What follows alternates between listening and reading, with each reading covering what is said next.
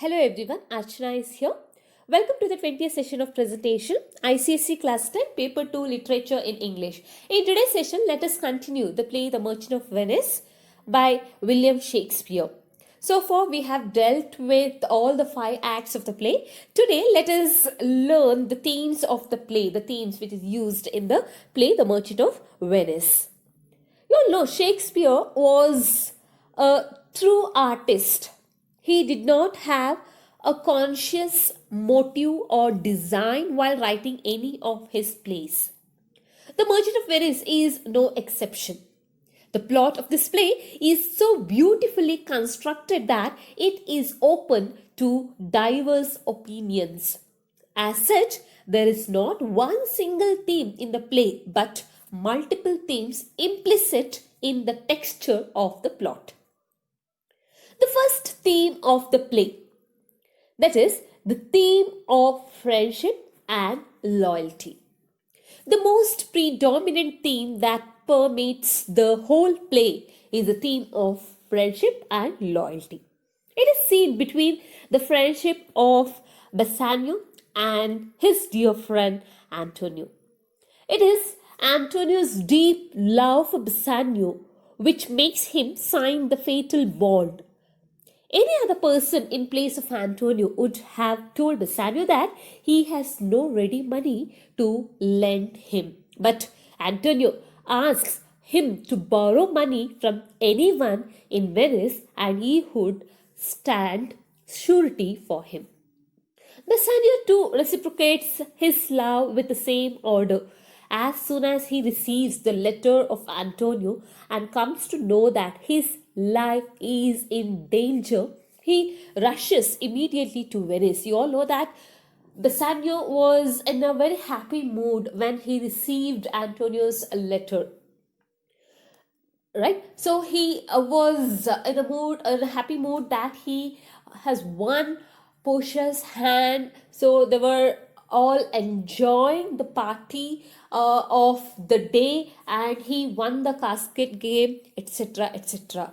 Even though that situation was really merrymaking, but when Bassanio received the letter that Antonio is in danger, he immediately rushes to Venice to save his friend. So in the court, he offers double and then treble the amount of money to Shylock to cancel the bond. He promises to sacrifice his own flesh, blood, bones, and all. Now, Portia's unwavering loyalty to her father is to be seen in her conduct. Though she loves Bassanio, she feels constrained by her father's will to marry only that man who correctly chooses the right casket. Moreover, she tells Bassanio that she can guide him how to choose the right casket, yet she would not do so for the sake of her loyalty to her father's will. Again, it is Portia's loyalty to Bassanio after their marriage that compels her to appear in the court and save Antonio. A glimpse of loyalty is to be seen in the character of Shylock. He is loyal to his tribe and religion. The next theme, the second theme of the play, that is the theme of love. So here another theme of the play is the treatment of love. So if we consider the major and minor plots of The Merchant of Venice, we come to know that love is the guiding force of almost all characters in the play. Major incidents like the bond story, the casket incident, the ring episode, etc. point towards this theme. All these episodes emphasize and illustrate love and its several aspects. Portia and Bassanio love each other sincerely. Two persons who have different nationalities and religions have deep-rooted love for each other. So these two characters are Lorenzo, who is a Christian, and Jessica, who is a Jew. And Antonio and Bassanio have true love for each other. that is friendship. Sincere love is a motivating power for human beings. So, love is a true guide and has an all powerful influence. In the casket episode, we see that Bassanio makes the right choice only because he is guided by love.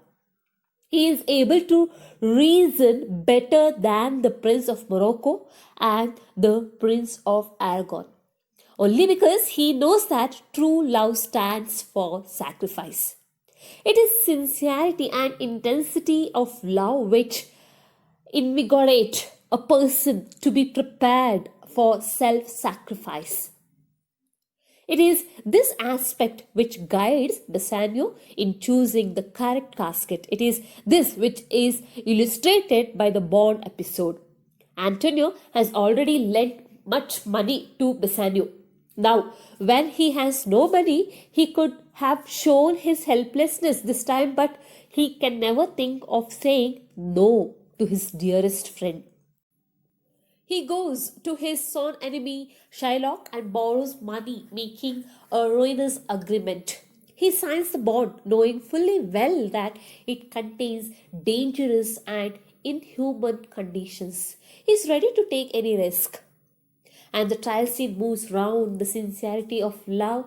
Portia leaves no stone unturned to save Antonio, her husband's friend. She loves her husband so much that she exerts herself to save Antonio. And the third theme of the play, that is justice and mercy. The theme of justice and mercy is shown in the trial scene. Portia pleads with Shylock to show mercy on Antonio. Shylock rudely says that on what compulsion must he be merciful? Portia tells him that the quality of mercy is not strained. It flows spontaneously from human beings as the gentle drops of rain fall from the sky. But Shylock is for the law as an end in itself, inflexible and inhuman. Portia is also for the law in the service of humanity, inflexible but merciful. She tries to move Shylock. She says that mercy is an attribute of God Himself. Mercy is an attribute of God Himself. Man should show mercy to other human beings if he wants God to be merciful to him. When Shylock refuses to be merciful, Portia turns the tables against him. She asks Shylock to take his pound of flesh, but he must not shed even a drop of Christian blood. Thus, Shylock is defeated by his own weapon. Portia strips Shylock of his estate and dignity and forces him to kneel and beg for mercy from the Duke. Without being asked, Antonio decides not to seize Shylock's property but deprives him of his religion. In this way, Antonio disables him from practicing usury. Thus, we see justice and mercy as delivered in the play do not appear to be as selfless and graceful as presented by Portia in her speech on mercy. And the fourth theme, the theme of retribution. So this is another important theme in the play is the idea of retribution. So Shylock emerges to be an embodiment of cruelty. Every character in the play has a negative opinion about him. It is he who devises the devilish plan to eliminate his most hated rival in business. So the very bond which he proposes is nothing but a satanic instrument of revenge. The way he remains adamant on the forfeiture of his bond and the way he advances to cut the flesh from Antonio's naked bosom with a sharpened knife is enough to arouse hatred for him. When the tables are turned on him by Portia, we feel no sympathy for him.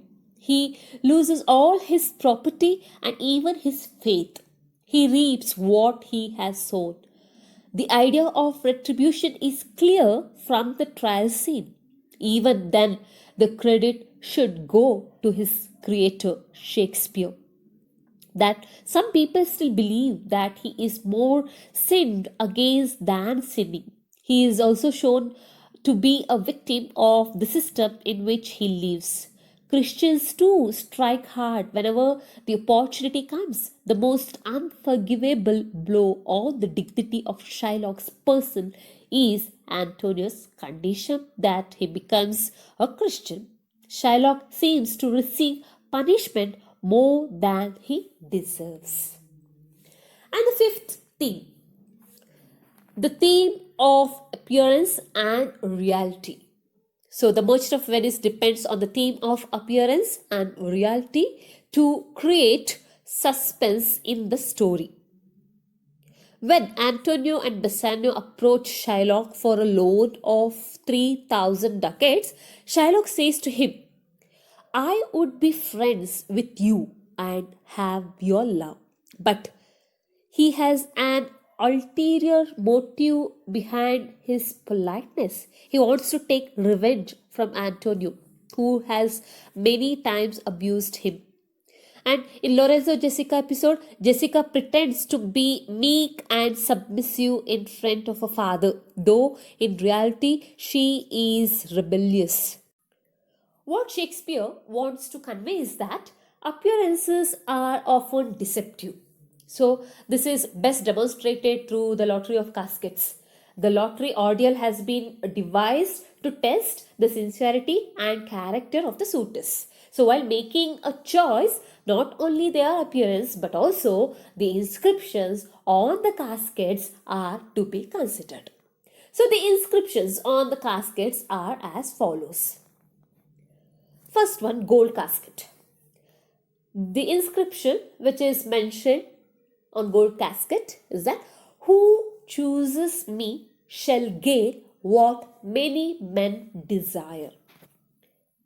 In silver casket, who chooses me shall get as much as he deserves. And in lead, who chooses me must give and hazard all he hath. So the first suitor, the Prince of Morocco, is led by appearances. He believes that Portia's portrait can only be found in gold casket because she herself is a girl of matchless beauty. So he chooses the gold casket. His choice shows that he is superficial, greedy, and materialistic. The second suitor, the Prince of Aragon, chooses the silver casket because he is proud enough to think that he deserves Portia. So he finds in the casket the picture of a blinking idiot. The message that he gets is that his pompous egotism is that of a fool. Bassanio is unmoved by the glitter of gold or silver. He chooses the lead casket as it challenges to risk everything that one possesses. So he believes that in love, giving is more important than receiving. So Bassanio's right choice shows that judging by appearance can be dangerous. So students, here in today's session, we have discussed the themes of the play The Merchant of Venice. Thank you, students.